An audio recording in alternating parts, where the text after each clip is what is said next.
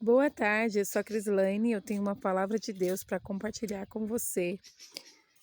E a palavra de hoje, ela encontra-se no livro de Êxodo, no capítulo 14. Essa palavra, ela é para você que se encontra numa situação difícil, que está se perguntando para Deus, por que você está nesse lugar? Por quê? Mas você vai ver através dessa passagem que o que você acha que é um beco sem saída vai ser a estratégia de Deus na sua vida para você viver o improvável, para você viver o que você nunca imaginou, para você se ver triunfante diante dessa prova, porque nessa passagem aqui, Deus mandou eles ficarem num beco sem saída, em Piairote. E ali em Piairote, quando eles obedeceram a Deus e ficaram ali, Deus fez eles ver a maior vitória. Vamos ler? Disse o Senhor a Moisés: diga aos israelitas que mudem o rumo e acampem perto de Piairote, entre Migdol e o mar. Acampe-se à beira-mar, de frente a Baal-Zefon. O faraó pensará que os israelitas estão vagando confusos, cercados pelo deserto. Então endurecerei o coração de Faraó e ele os perseguirá. Todavia, eu serei glorificado por meio do Faraó e de todo o seu exército, e os egípcios saberão que eu sou o Senhor. E assim fizeram os israelitas. Olha a importância de obedecer mesmo quando você não está entendendo o que Deus está mandando você fazer. Porque se Moisés questionasse, Deus, o que nós vamos fazer aqui? Em frente ao mar, sem saída, o que nós vamos ficar fazendo aqui, né? Vamos ser encurralados pelo exército do faraó, caso eles venham atrás de nós. E foi o que aconteceu. O faraó teve o coração endurecido e foi com seu exército atrás dos israelitas. Mas aí aqui, ó, no versículo 10 do mesmo capítulo 14. Ao aproximar-se o faraó, os israelitas olharam e avistaram os egípcios que marchavam na direção deles. E aterrorizaram-se, clamando ao Senhor, disseram a Moisés: foi por falta de túmulos no Egito que você nos trouxe para morrermos no deserto? O que você fez conosco, tirando-nos de lá?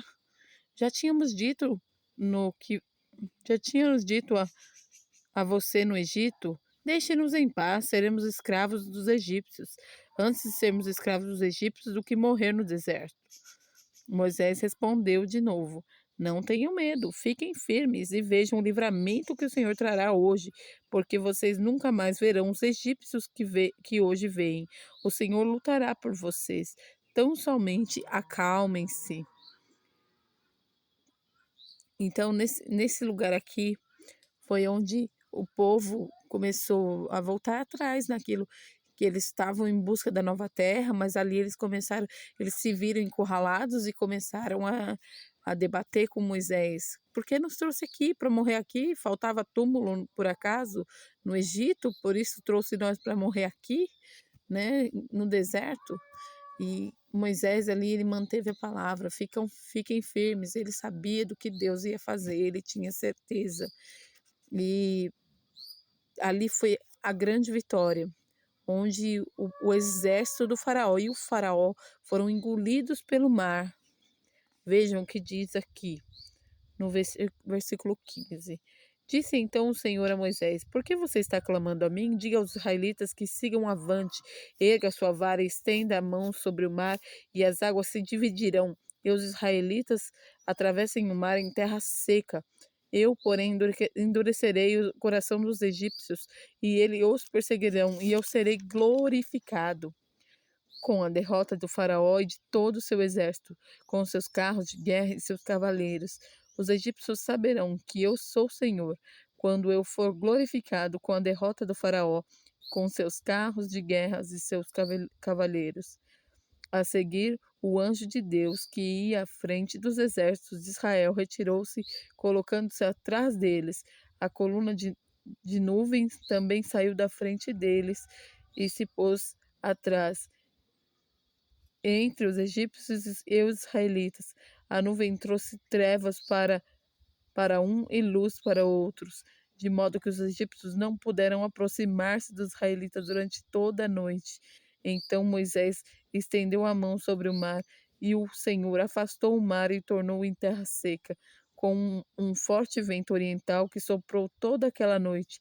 As águas se dividiram e os israelitas atravessaram pelo meio do mar, em terra seca, tendo uma parede de água à direita e outra à esquerda. Os egípcios os perseguiram, e todos os cavalos e carros de guerra e cavaleiros do faraó foram atrás deles, até o meio do mar. No fim da madrugada, do alto da col... no fim da madrugada, do alto da coluna de fogo e de nuvem, o Senhor viu o exército dos egípcios e pôs em confusão. Fez que as rodas dos seus carros começassem a soltar-se, de forma que tinham dificuldade de conduzi-los, e os egípcios gritaram: Vamos fugir dos israelitas, o Senhor está lutando por eles contra o Egito. Mas o Senhor disse a Moisés: Estenda a mão sobre o mar, que as águas voltem sobre os egípcios, e o Senhor sobre os seus carros de guerra e sobre os seus cavaleiros. Moisés estendeu a mão sobre o mar, e ao raiar do dia voltou ao seu lugar. Quando os egípcios estavam fugindo, quando foram de encontro às águas, e o Senhor lançou ao mar. As águas voltaram e cobriram seus carros de guerras. Só um momento.